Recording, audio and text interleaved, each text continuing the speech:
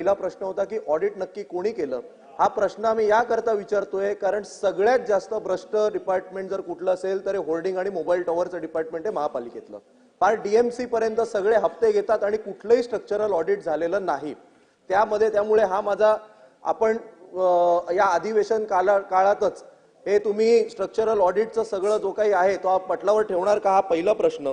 दुसरा प्रश्न, घाटकोपरच्या घटनेनंतर बीएमसीनी आउटडोर पॉलिसीची ड्राफ्ट पॉलिसी जाहीर केली।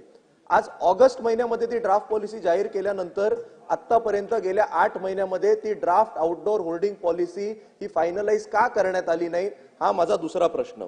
माझा तिसरा प्रश्न, या ड्राफ्ट आउटडोर पॉलिसीमध्ये असं सांगण्यात आलं होतं की मी काही फोटो माझ्याच विधानसभा मतदारसंघातले होर्डिंगचे आणलेले ते मी अध्यक्ष तुम्हाला पाठवतो।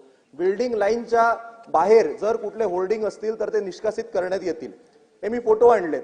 बिल्डिंग लाईनच्या बाहेर बिल्डिंगच्या चारी बाजूनी होर्डिंग उभारलं गेलंय, कोणतीही कारवाई झालेली नाही।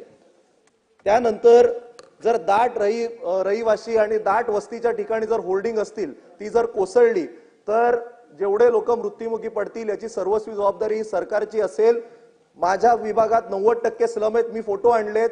त्या संदर्भात ही होर्डिंग का काढण्यात आली नाही, हा माझा प्रश्न। मी असे अनेक फोटो आणलेले आहेत अध्यक्ष महोदय, मी सगळे आपल्याला पाठवतो, हे कृपया आपण मंत्री महोदयांना द्यावे। त्या संदर्भात काही करण्यात का आलं नाही। आणि माझा शेवटचा स्पेसिफिक प्रश्न, बीएमसीनी गेले 3 वर्ष अनेक वेळेला फुटपाथ पॉलिसी आणलेली आहे।